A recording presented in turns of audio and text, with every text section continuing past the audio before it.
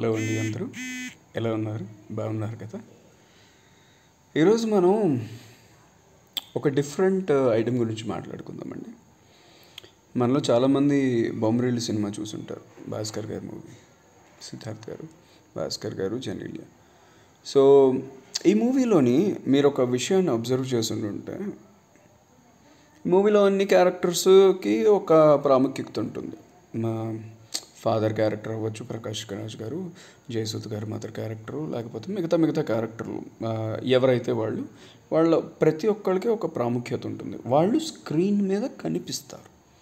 Okay, ఇక్కడ ఒక character ఉంటుందండి, దానికి అంటే ప్రాముఖ్యత ఉంటుంది. అంటే లైక్ ఆ క్యారెక్టర్కి ఒక ఇంపార్టెన్స్ ఉంటుంది, కానీ ఆ క్యారెక్టర్ అస్సలు మనకి స్క్రీన్ మీద కనిపించదు. మీరు అబ్జర్వ్ చేసి ఉంటే, సిద్ధార్థ్ వాళ్ళ అక్కకి హస్బెండ్ ఎవరైతే ఉంటారో ఆయన విదేశాల్లో ఉంటారు. ఆయన ఫోన్లోనే మాట్లాడుతుంటారు ఎప్పుడు చూసినా ఎవరితో పాటు. సో మధ్యలో ప్రకాష్ రాజ్ ఫోన్ తీసుకొని కార్ స్పీడ్గా నడపద్దని చెప్పమ్మా, ఇది అదని ఆవిడకి చెప్పడం కూడా చేస్తూ ఉంటారు. ఓకే, మనకి ఎక్కడా కూడా ఆ క్యారెక్టర్ ఎవరు ఏంటి అన్నది మనకు అస్సలు చూపించరు. ఓకే, సో ఇదేంటంటే ఒక ఇన్విజిబుల్ క్యారెక్టర్.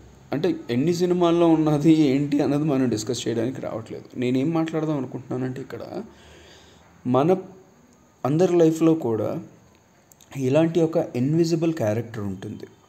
వాళ్ళు మనకి ఎప్పుడు కనిపించి ఉండరు. మేబీ ఆ లాంగ్ డిస్టెన్స్ ఫ్రెండ్ అయ్యి ఉండొచ్చు, ఒక పెన్ ఫ్రెండ్ లాగా అయ్యి ఉండొచ్చు. ఇంతకుముందు కలం స్నేహం చేసేవాళ్ళు, ఏంటంటే ఉత్తరాలు రాసుకుంటుండేవాళ్ళు. ఇది ఇలా ఉన్నాను నేను, నువ్వెలా ఉన్నావు, ఉత్తరాలు రాసుకుంటుండేవారు. పెన్లు, వాళ్ళ ఫోటోలు గట్టా ఏమి ఉండేవి కాదు. దీని మీద చాలా సినిమాలు కూడా వచ్చాయి ఒకప్పుడు. ఇదేంటంటే మన ఎమోషన్స్ని, మన బాధల్ని షేర్ చేసుకోవడానికి, మన బాధలనే కాదు మన సంతోషాలని అన్నిటినీ షేర్ చేసుకోవడానికి మనకంటూ ఒక ఫ్రెండ్ ఉండాలి. అది విజిబుల్ ఫ్రెండ్ అయితే ఒకలా ఉంటుంది, ఇన్విజిబుల్ ఫ్రెండ్ అయితే ఒకలా ఉంటుంది. విజిబుల్ ఫ్రెండ్ అయితే అంటే కనిపించేవాళ్ళు అనుకోండి, వాళ్ళకి మన ఎమోషన్స్ అన్నీ క్లియర్గా తెలుస్తాయి. మనం నవ్వితే నవ్వుతారు, ఏడిస్తే ఏడుస్తారు. బట్ అవతల వ్యక్తి ఏం చేస్తున్నారు అన్నది కూడా మనకి తెలియకుండా మనం కొన్ని షేర్ చేసుకుంటాం, చూసారా? అది ఒక డిఫరెంట్ ఫీలింగ్. అంటే మీలో ఉన్న ఎమోషన్స్ అన్నీ కూడా మీరు పెన్ చేయగలిగితే మీకు ఒక రకమైన